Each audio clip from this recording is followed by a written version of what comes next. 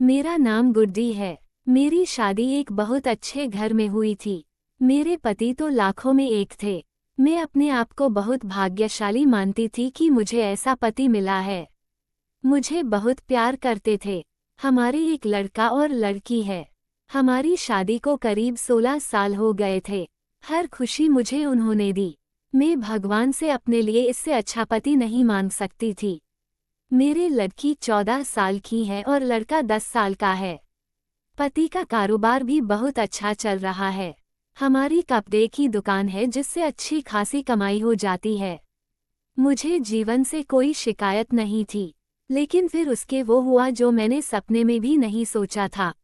मेरे पति एक दिन मुझसे कहते हैं कि उन्हें किसी से प्यार है और वो उससे शादी करना चाहते हैं। एक दिन अचानक ही यह बात उन्होंने मुझे बताई। शुरुआत में मुझे लगा कि वो मजाक कर रहे हैं, लेकिन फिर थोड़ी ही देर बाद में मैं समझ गई थी कि वो सच बोल रहे हैं। वो मेरे पति हैं, कब सच बोल रहे हैं कब झूठ, इस बात का मुझे अच्छे से पता चल जाता है। लेकिन इतने दिनों तक मैं कैसे धोखा खाती रही, उनका शादी के बाद अफेयर चलता रहा और मुझे पता भी नहीं चला। या तो वो झूठ बोल रहे थे या बहुत चालाक थे, जो इतने दिनों तक मुझसे छिपा सके। मेरे मन में यही सब चल ही रहा था कि वो बोले कि उन्हें तलाक चाहिए। शादी के 16 साल बाद उन्हें तलाक चाहिए। मैंने कहा कि आप पागल हो गए, क्या बोल रहे हैं, कैसा अफेयर, आप झूठ बोल रहे हैं। वो बोले कि नहीं, मैंने कल उसे बुलाया है, तुम खुद मिल लेना। मैं चाहता हूँ कि हम जिस तरफ से रहे हैं उस तरफ अलग भी हो जाए, मुझे कोई तमाशा नहीं चाहिए। तुम्हारी और बच्चों की भी जिम्मेदारी में लूंगा, तुम उसकी चिंता मत करो। अब मेरा दिल बेचैन होने लगा था। मैं सोच रही थी कि ये सब जो ये बोल रहे हैं झूठ हो, लेकिन मन में शंका और डर आ गया था कि कहीं ये सब सच ना हो। उस रात मुझे अच्छे से नींद नहीं आई। सुबह होते ही मेरी नज़र उन पर थी। फोन पर बात कर रहे थे, पूछ रहे थे कि कब आओगी। मैं तब भी सोच रही थी कि ये सब मजाक हो। कुछ देर बाद दरवाजे पर बेल बजी। वो दौड़कर दरवाजे पर गए और सच में एक लड़की दरवाजे पर खड़ी थी। वो अंदर आई। उस लड़की को मैंने पहले नहीं देखा था, लेकिन वो सुंदर थी। उसकी उम्र 26 साल की थी। मुझे इस बात का यकीन नहीं हुआ था। मेरे पति ने उसे मुझसे मिलाया, कहा कि ये दिव्या है। मैं अपने काम के सिलसिले में जब बाहर गया था तब मेरी मुलाकात इससे हुई, और फिर हमें पता ही नहीं चला कि हम कब एक दूसरे से प्यार करने लगे। उसे देखकर मैं अपने कमरे में चली गई। 16 साल का विश्वास और प्यार इस तरह से टूटेगा मुझे पता नहीं था। मैं शायद उम्र के साथ उनका मेरे प्रति आकर्षण कम हो गया था। वो कुछ घंटों के बाद कमरे में आए, बोले कि मैं फिर दोहराना देता हूँ कि हम अच्छी तरह से अलग होते हैं। किसी तरह का नाटक मैं नहीं चाहता। उनके ऐसा कहने पर मैंने कहा कि ये सब आपको नाटक लग रहा है। क्या हो गया है आपको? आप तो ऐसे नहीं थे। ये कौन सा रूप आपने मुझे दिखाया है? वो बोले कि मैं तलाक के पेपर रेडी करवाता हूँ।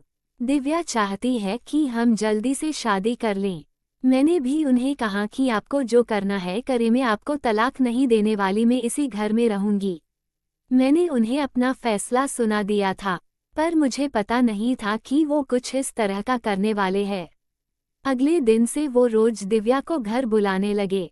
मेरे बच्चे बड़े थे, अब सारी बातें समझने लगे थे। मुझसे तलाक के लिए वो इस हद तक जा सकते हैं इसका मुझे पता नहीं था। घर में एक 14 साल की लड़की है। उन्हें बिल्कुल भी शर्म नहीं आ रही थी। बच्चों से बात करना भी उन्होंने बंद कर दिया था। बच्चे भी उनके पापा का ये रूप देखकर दुखी थे। एक दिन वो दिव्या के साथ हाल में बैठे थे। हमारी लड़की से उन्होंने पानी मंगवाया। पानी लेकर वो गई और गलती से पानी दिव्या के ऊपर गिर गया। मेरे पति ने उस दिन हद कर दी। वो दिव्या के लिए मेरी लड़की पर हाथ उठाने वाले थे।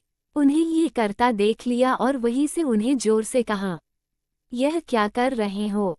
पागल हो गए हो? मैं जानती हूँ तुम ये सब क्यों कर रहे हो, तलाक के लिए।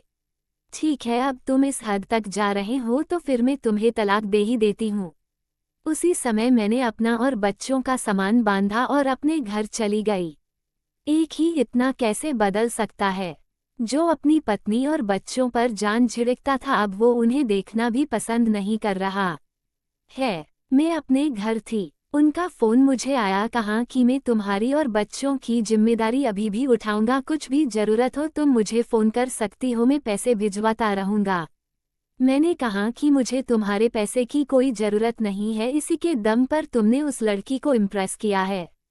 मैं अपने बच्चों को संभाल सकती हूँ। उम्र के इस पड़ाव पर आकर इतनी अच्छी लाइफ जीने के बाद मुझे फिर काम करना पड़ेगा, इसका मुझे अंदाजा नहीं था। जिंदगी कब आपको उठाकर पटक देती है, इसका आप अंदाजा भी नहीं लगा सकते। मुझे भी इतने सालों तक उनके साथ रहने के बाद कपड़े का अच्छा अनुभव हो चुका था, इसलिए मैंने भी अपने घर से कपड़े का काम शुरू करना चाहती थी। मैं उस इंसान के पैसे नहीं लेना चाहती थी। उनका फ़ोन मुझे आता रहता, बोलते कि तुम मुझसे पैसे ले सकती हो, नया काम शुरू करना है तो भी मैं पैसे दे दूंगा। लेकिन मैं नहीं मानी। मैंने कहा कि आप हमारी नहीं, तलाक की चिंता करो। समय निकलता गया, मैंने अपने बुते पर थोड़ा कुछ शुरू किया, लेकिन हमारे घरवाले मुझे सपोर्ट कर रहे थे। कुछ समय के लिए उनका फ़ोन आना बंद हो गया। मैंने इस बात पर ध्यान भी नहीं दिया, मैं अब उनसे बात भी नहीं करना चाहती थी। तलाक में अभी कुछ समय था। मैंने उन्हें कहा था कि जब भी आप बोलोगे मैं आ जाऊंगी, जहां साइन करना है कर दूंगी। मैंने अपने काम पर ध्यान देना शुरू कर दिया। मुझे कुछ माल खरीदने के लिए बाहर जाना था। इतने दिन उनके साथ रहने पर मुझे ये पता था कि क्या खरीदना और कहाँ से खरीदना है।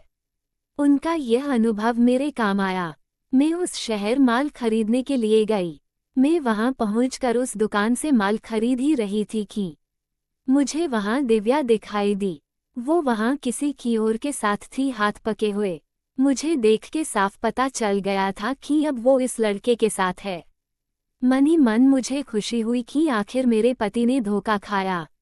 उन्होंने इस लड़की के लिए हमें छोड़ा था, जो कि अब किसी और के साथ है।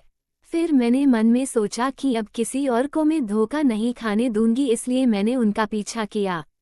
वो एक ओपन रेस्टोरेंट में गए, मैं जाकर उन दोनों के सामने बैठ गई। मुझे देखकर उसके होश उड़ गए। वो उठकर जाना चाहती थी, लेकिन मैंने उसका हाथ पकड़ा। मैंने उस लड़की का सच लड़के को बताना शुरू किया। मैंने सोचा था कि मैं उसे सच बताकर उसकी आंखें खोल दूंगी, लेकिन कुछ और ही हुआ। उसने जो मुझे बताया उससे मेरे पैरों तले जमीन निकल गई। मैं वहां से भागते हुए कैसे भी अपने पति के पास जाना चाहती थी। मैं उनके घर गई। वहां नौकर ने मुझे बताया कि वो अभी एक अस्पताल में। अस्पताल उनके घर से ज्यादा दूर नहीं था, बड़ा अस्पताल था।